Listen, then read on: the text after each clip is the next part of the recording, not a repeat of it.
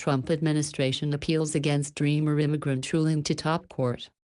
The U.S. Justice Department asked the Supreme Court on Thursday to quickly overturn a lower court ruling that blocked President Donald Trump's move to end a program that protects hundreds of thousands of immigrants brought to the United States illegally as children.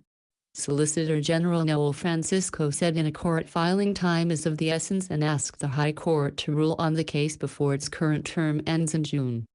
The Republican president in September rescinded, effective in March, the Deferred Action for Childhood Arrivals, or DACA, program put in place in 2012 by his Democratic predecessor, Barack Obama.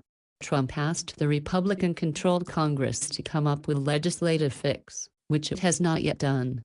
A variety of Democratic state attorneys general, organizations and individuals challenged Trump's action in multiple federal courts.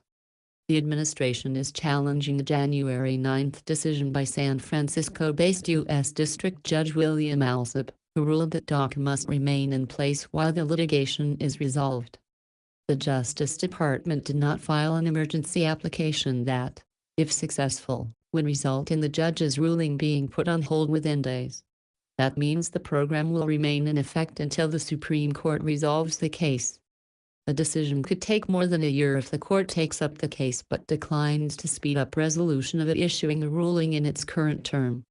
About 800,000 young, mostly Hispanic adults dubbed Dreamers, have been protected from deportation and allowed to work legally in the United States since the program was implemented.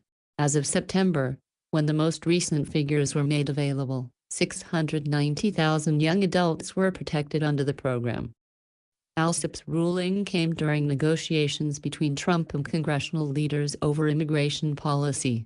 Those talks fell apart after Trump rejected a bipartisan deal and provoked outrage with his reported use of vulgar language to describe African countries in a meeting with lawmakers on immigration.